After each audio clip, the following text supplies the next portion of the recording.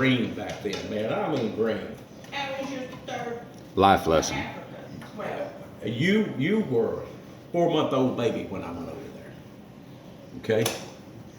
We knew Olivia. we knew you was over spinal meningitis. Well, wait a minute. You was what? I went December.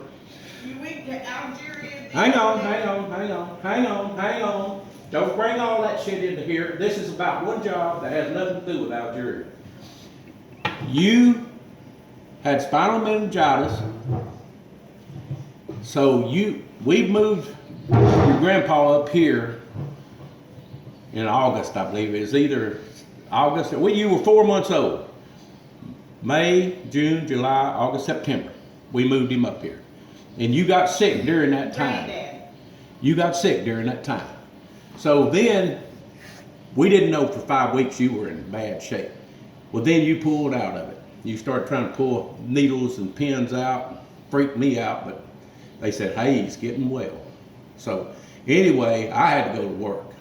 So they called me, Bill Jordan did, and said, hey, you want to go to Libya? Well, I was wanting to go to make the money. It was big money. We're talking $29.50 an hour in 1979. That was huge money. Huge money. Because that damn LTD, fanciest son of a bitch they made, had every option they offered. Cost $8,000 out the door. Tax, title, tags, and license. So does that give you an idea of what $30 an hour? You were making 31, you just bought that truck down there. That tells you how much money that was.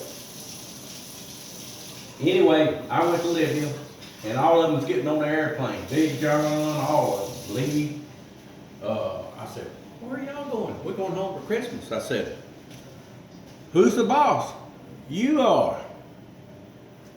I said, what?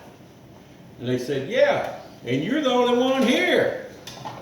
And I went to that damn job site with a refinery shut down. I was green, but I bailed into it, went to work, and I called, and it takes days to get a call in. I finally told Bill Jordan, you better be getting me some help over here. Okay, hey, how's it going? Oh, he is a con artist, likable son of a bitch, but a con artist. And so, anyway, I took it, and I run with it, and I maxed out at right at 100 people. 50 Brits and 40-something Americans. And there's rivalry, and I didn't understand what a biscuit was. They asked me, would you like a biscuit? I said, mate, would you like a biscuit? And I said, yeah, it's breakfast, right? They handed me a cookie. I said, where's the biscuits? Mate, that is a biscuit. I said, oh, Red, a cookie is a biscuit? Yes, Yankee, that's a biscuit. Y'all the one that changed it.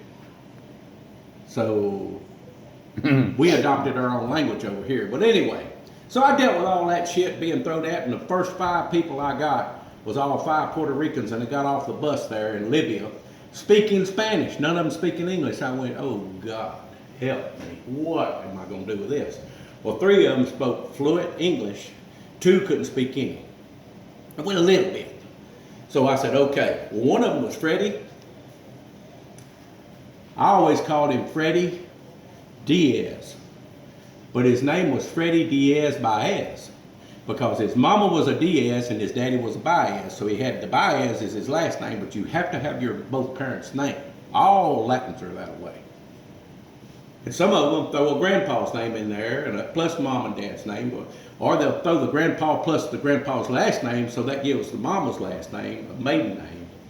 All Latins are that way, in case you didn't know. That's why their names are unbelievable. So, anyway, Freddie was my boss down here in St. Croix. That was 79, December of 79. And I walked in, I looked at him, I said, Freddie, I ain't seen him since Aruba in 93. Well, he's a year older than me. And so, he'll turn 70 in October, and I turn 69 Tuesday.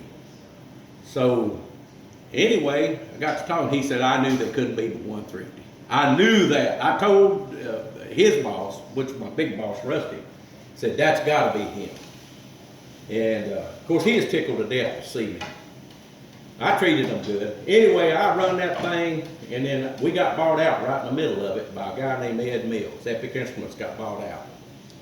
So he was from New York. I never dealt with a person from New York, and I still don't like it. So you're back in Libya. I'm in Libya. I know all about Yeah. that. So anyway, this Ed Mills, he starts changing all kinds of stupid shit. So he said, if I ever write you, he flew over, if I ever write you a letter in red, you take immediate action. That means I'm angry. Red ink means I'm angry. I said, okay. So I get a letter in red, I won't go through it, and he hired this idiot for a political hire. We were sub to Fleur, and Fleur's head guy's brother-in-law had already attempted suicide. None of us knew this. He told me to bust back one of my Puerto Ricans out in the desert, and I refused to do it. And so he come over there, he sent me a letter in red ink and said I'm on my way. So he flew over there. The next day, me and him went out in the desert on the Otter. We flew out there. And he said, he introduced himself to everybody. And I said, okay. I said, this is Mr. Mills. And I said, I just want to say something. Mr. Mills owns the company and he can run it the way he wants to. But I do not agree with what's fixing to take place. But guys, we got to live with it because it is his company. Well, he busted Joe Santana back to his tools. I begged Joe to take that job and help me get it straightened out because I couldn't be out there 200 miles away. Well, Joe didn't want it, but he took it and he turned it around and made a good job. Now, all of a sudden, we're going to punish him. And I said, I don't agree with it, but Mr. Mills, and he looked at me. Well, when I come back from over there and the job site went to shit out there, the head guy, Fraser Evans out there, a Scotsman, went off the deep end. He said, you get this sumbitch off of my job site now. He is a walking idiot. And I want Joe Santana back. Well, that's the client telling you what you're going to do. It's his job site. So I did what he told me to do. And I sent a letter to Mr. Mills, and I had him, I said, do you please fill out a letter and say with everything? He said, it's coming your way. And so I didn't have computers back then. It was an actual letter. So I took copies. I sent Mr. Mills a copy. I sent it to Rhonda Yates. She was the secretary. Nice gal. And she was almost like family. She knew your mother, everybody. Just wonderful. Because we'd go down and pick up mail for everybody. Because you couldn't get things over there back then. There wasn't no internet or nothing, no phones. So anyway, I said, Mr. Mills, this is, again here is not my decision. This is what I was ordered to do. And I'm sorry it turned out this way. Well, when I got back, he told me, he sent word to call the house and he said, I need you down here tomorrow. So I got up the next morning and drove down there and he said, close that door. I closed the door. He said, nobody crosses Ed Mills. I said, sir, Fraser Evans said that. He said, I'm holding you responsible. I said, sir, you set him up. I didn't set him up. He said, don't ever talk to me like that. You're fired. Get your shit and get out of my business. I said, I'm fired? Yeah. Okay. And I started lighting into his ass. And I told him everything I thought of him, I mean down the line. And I said, and you're going to lose this business. And I said, and you like Joe Duran? That's a thieving, no good son of a bitch. You like that Bob Smith? That's a lying son of a bitch ever walked the face of earth. That's your two hires. And that idiot, Mike Hoskins, you just hired, did you know he tried to commit suicide? And you sent him over there to me? I said, so you keep those pieces of shit and they're gonna bite you in your ass. Get out of my office. I said, no, you, I'm talking. I'm fired. I got nothing to lose and you're gonna hear the truth. And I've done about a 20, and Rhonda was outside. I come out, she's crying like a baby. And she said, I'm so sorry. I said, Rhonda, love you to death. I'll see you later. And he said, you will never work for Epic Instruments again. I said, I understand that. That's why I'm going ahead and explaining to you your problems. So, anyway, Joe Duran, Mike Hoskins, Joe Duran's a Mexican. Mike Hoskins and Bob Smith went to run the Venezuela job where I wanted to go bad.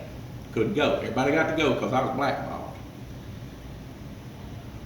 They screwed old Ed Mills out of something like 12, $13 million because he spoke Spanish and he was selling materials off the job, all kinds of shit, undermining. So that was my first experience of how things go, corruption and everything else. And then I trust but identify. Yeah. Huh? Don't take nothing. Keep your eyes open. Always be leery. Learn a con man when you see one. Well,